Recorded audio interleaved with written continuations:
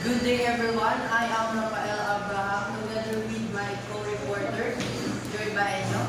So today, we're going to discuss the fish preservation principles and agents of spoilage.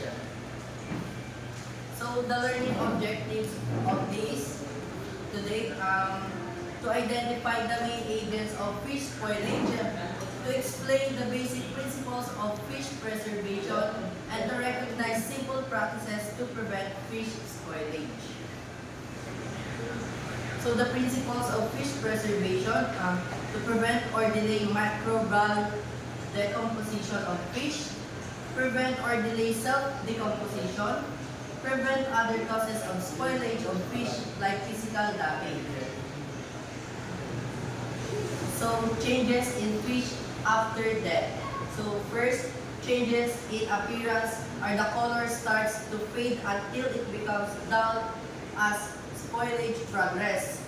So dito, after mamatay ng isda, so nag-change na agad yung appearance niya dito sa color and sa appearance niya. So mas nagiging ano siya, pale yung color niya compared dun sa original or dun sa hindi pa siya namamatay.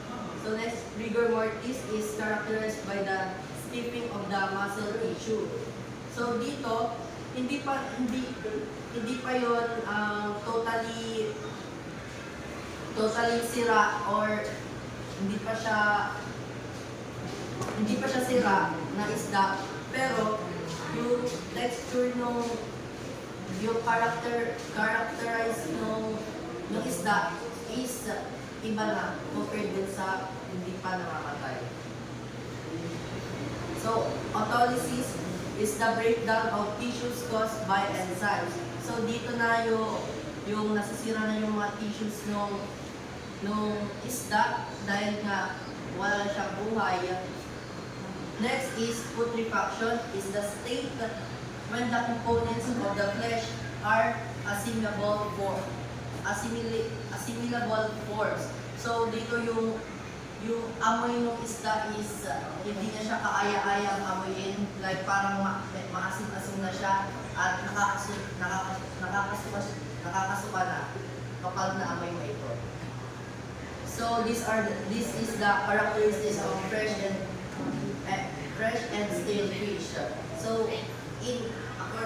according to this table, fresh fish sa eyes, bright bulbing pupils velvet, black cornice transparent. Sa stale fish naman, dull wrinkled sunken pupils, dull black cornice opaque.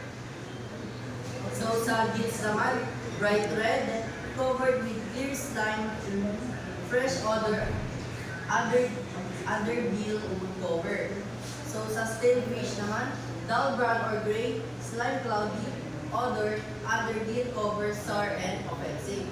Sa flesh naman, sa fresh fish, firm stiff body, impression made by fingers do not remain. Sa stale fish, soft and flabby, impression made by finger remain. So sa belly naman, intact pag fresh pa yung fish. Kapag stale naman na, often captured viscera protruding. Sa muscle tissue, color white, and sa stale fish naman, pinkish na siya and especially around backbone. So sa vent, pink, not protruding, stale fish, pale brown protruding. Sa odor naman, fresh fishy odor. And sa stale fish naman, stale sour putrid.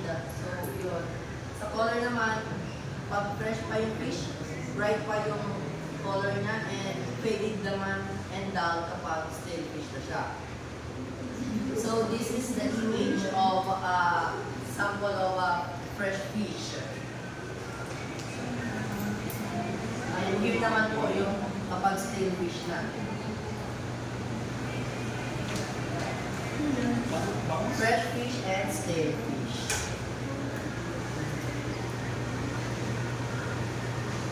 So, alam niyo na po ba yung pagkakaiba ng stale fish and fresh fish? Yes. So, kung alam niyo na, CJ, ano yung opinion mo about sa stale fish and fresh fish? Fresh fish. Difference. So difference between fresh fish and Stale fish. stale fish. Kapag fresh fish, from the word itself, fresh, yung fish isda is fresh pa. Wala po siya color na mabaho. Kasi yung kulay niya, isa din na hindi pale, is mabuhay pa yung color. Kapag mga stale fish naman, ito yung isda na malapit na mabulok. So that's the difference. Thank you. So, kapag sinabi mo natin fresh, kailangan buhay pa ang isda? Yes or no? No. No. No, kasi kapag sinabi natin fresh ang isang isda, hindi ibig sabihin na wala nang buhay yung isda ay hindi na siya fresh. Kasi kapag bulok na ang isda, malalaman mong bulok na ang isda kapag ang amoy nito, yung texture ay iba na. Kasi kung may amoy ng klase nyo, hindi na deodorant. So, the agents of spoilage. First, microorganism. So, we have three groups of microorganism. We have the bacteria, the molds, and the yeast. So, first, the bacteria. Responsible in breakdown of plants and animal material and the return of simple inorganic compounds of the soil. So, yun pala yung bacteria. So, next is the molds. Molds, fuzzy or cotton organisms that grow on the surface of the food. So, kadalasan nakikita natin ang molds, di ba, sa mga bread, sa tinapay, minsan sa mga nakikita rin natin to sa mga pansit kapag medyo matagal na hindi na nabibili yung pansit, medyo may mga molds na yon. Tapos yung yeast naman, whitish or two yellowish colonies on the surface of the food. So, yung color daw pala ng yeast is yellowish, gaya ng mga hindi nagtututbrush dyan na kita niyo sa ngipin nyo, medyo yellowish. Pero pag yellowish, di ba, healthy. Oo, Healthy ang ngipin kapag Kaya yellowish. kapag po siya iba, wala ka super putin ng ng teeth mo, madali daw siyang masira. Yes. According to my research. Okay. Thank you for the knowledge. Pag-green na, nag-out sa klaro. So, number two, the enzymes, proteins that act as biochemical catalysts in living organisms. So, classification of bacteria according to shape. Yes. Yes, Joy.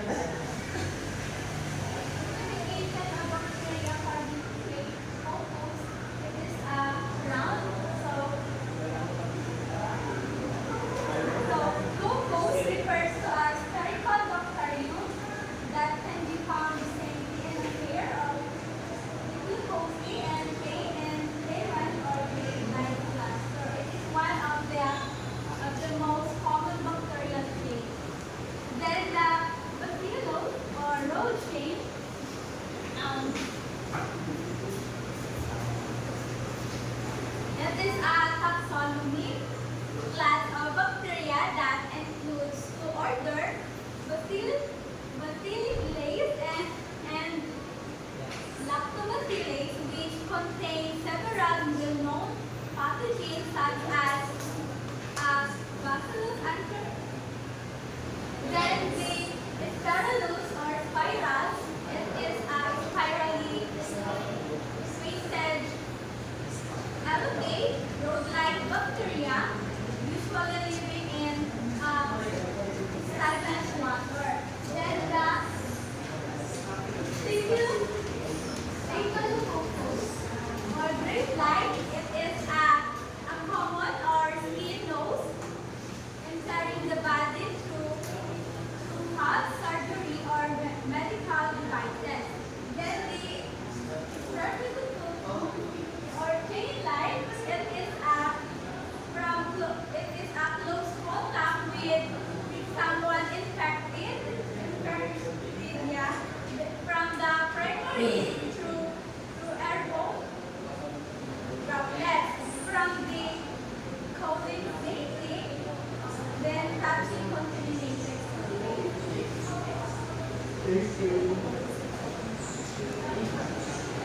Classification of bacteria according to their temperature requirement. Thermophilic is thrive at high temperature heat loving. So thermophilic describe organisms, especially microbes that thrive in high temperature environment, literally meaning that heat loving. With the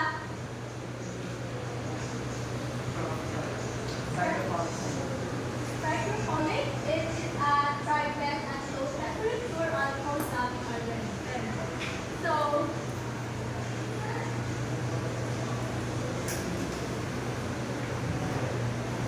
it means it is a cold loving and it is refers to organisms that thrive in low temperature.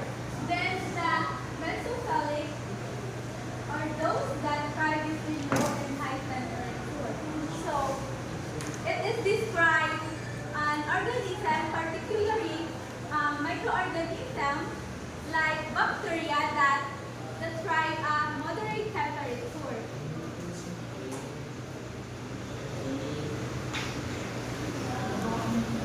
So, classification of bacteria according to their oxygen requirement. So aerobic requires free oxygen in order to live. So dito, namumuhay ang aerobic kapag may oxygen, nabubuhay siya. So sa anaerobic, lives in the absence of free oxygen. So kahit walang oxygen, kaya mabuhay ng anaerobic. So facultative grows with or without free oxygen. So whether it has oxygen or wala, so kaya mabuhay ng facultative. Two types of enzymes: lipolytic enzymes that acts on fats, proteolytic enzymes that acts on proteins, amylolytic enzymes that acts on carbohydrates. So before we end this lesson, I have here prepared some questions that you may answer. So I will give some of you some paper for you to answer. I will call, yes, Victoria. You choose. One. You got sa in front. So, wait. Whitish to yellowish colonies on the surface of the food is Tama. So, mamaya meron kang prize na makukuha. So, sino pa yung... Yeah, CJ. Pete. Sino ka na po sa...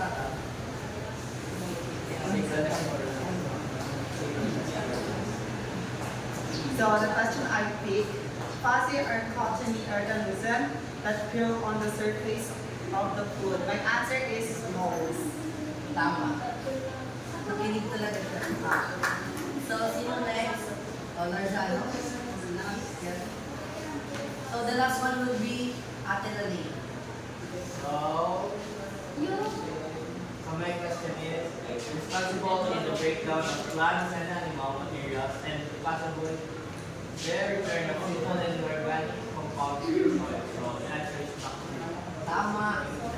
Thank you. That next, the last one, Miss Bautista. The question is, protein that act as a biochemical catalyst in living organisms. My answer is enzymes. Tama, enzymes. So, thank you sa mga nag-participate. So our conclusion, understanding how bacteria occur in their oxygen requirement help us to identify where they can survive and how they co-pollinate. Aerobic bacteria need oxygen, and anaerobic bacteria grow without oxygen, and facultative bacteria can live in both. So knowing these differences is important in food handling and preservation to control only to ensure the food safety and health. na meron kayong natutunan sa lesson natin for today. Thank you again. I am Rafael Abraham together with my co-reporter. Thank you.